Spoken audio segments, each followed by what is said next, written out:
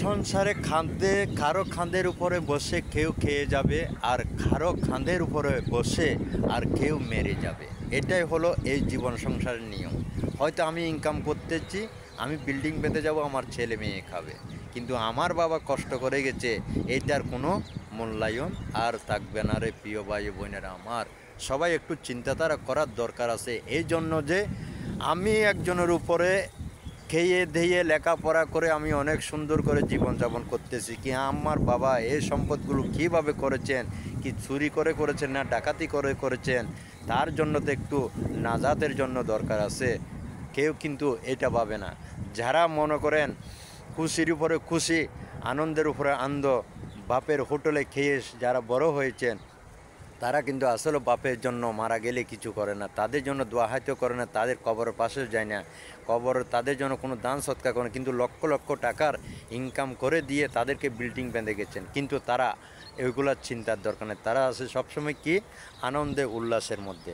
তা আমি বলবো প্রিয় ভাই বোনেরা আমার, আপনার বাবা কীভাবে মনে করে বিল্ডিংটা করেছেন, আপনার দাদা কীভাবে বিল্ডিংটা করে গেছেন, কিন্তু খেয়ে করে গেছেন না খেয়ে করে গেছেন, এটার জন্য আপনাদের একটু ভাবতে হবে। তাদের সম্পদগুলো আপনারা ব্যবহার করতেছেন, আপনারা কোনো দিন কষ্ট করেন নাই, কিন্তু তাদের জন্য কিছু করার আপনাদের দরকার আছে। তা না হলে আপনাদের জন্য সামনে অনেক মস্ত বড় বিপদ অপেক্ষা করবে।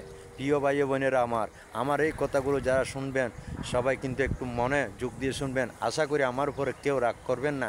আমি বোঝানোর চেষ্টা করতেছি, যদি আমার ভুল থাকে আমাকে ক্ষমা করে দিতে পারেন, কিন্তু আমাকে ভুল হলে ক্ষমা করে দিবেন। কারণ এইগুলো এখন বর্তমান যুগে অ্যাভেলেবেল দেখতেছি, বিভিন্ন জায়গায় যেতেছি, বিভিন্ন জায়গায় কাজ করবারও যেতেছি, দেখতেছি। তাই বললাম প্রিয় ভাই বোনেরা আমার, বেশিরভাগ উঁচু দালানের মানুষ যারা আছে, তারা কিন্তু উঁচু দালানগুলো কীভাবে সৃষ্টি করেছে গেছেন, তাদের দাদা তাদের মা বাবা কি কষ্ট করে এগুলো রেখে গেছেন, তারা কিন্তু এটা চিন্তা করে না।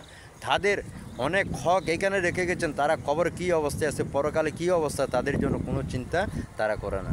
তা আশা করি সবাই আমার এই বক্তব্য যদি তাদের কানে যায়, আমার এই বক্তব্য যদি তারা যদি শুনে, আশা করি সবাই যেন তাদের মা বাবার জন্য যারা চিরবিদায় নিয়ে চলে গেছে, অনেক কষ্ট করে দালান রেখে গেছে, কিন্তু তার জন্য দোয়া কাজ তাদের জন্য করে। তাদের এই মাহে রমজান চলতেছে, আরও কত দিন আসবে, ভালো ভালো বিভিন্ন দিন আসে। এই দিনগুলোর উসিলা হলো আপনারা সবাই ওইখানে কবর জিয়ারতে গিয়ে একটু কবর জিয়ারত করেন, তাদের জন্য কোরআন তেলাওয়াত করেন, তাদের জন্য পরকালে যে কিছু করলে ভালো হয় তাদের জন্য এগুলো করেন। তাহলে আপনার জন্য আপনার ছেলে করে যাবে। আপনি যদি আপনার মা বাবার জন্য করে যেতে না পারেন, তাহলে সামনে আপনার যে ছেলে মেয়েগুলো আছে তারাও আপনার জন্য করবে না। এইভাবে আপনার লাইফ জীবন নষ্ট হয়ে যাবে, এইভাবে সমাজ নষ্ট হয়ে যাবে। এইভাবে আমি যদি না করি আমার ছেলে মেয়ে করবে না, আপনি যদি না করেন আপনার ছেলে মেয়ে করবে না।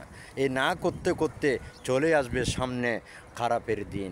এই খারাপের দিন যেন না আসে, আমাকে আমার ছেলে মেয়েদেরকে সুশিক্ষা দিতে হবে, আর সুশিক্ষা নিয়ে সবাইকে গড়ে তুলতে হবে সুন্দর একটা সমাজ, সুন্দর একটা পরিবেশ, সুন্দর একটা জীবন। সবাইকে ধন্যবাদ জানিয়ে আমার বক্তব্য শেষ করলাম। সবাই আমার জন্য দোয়া করবেন। আসসালামু আলাইকুম।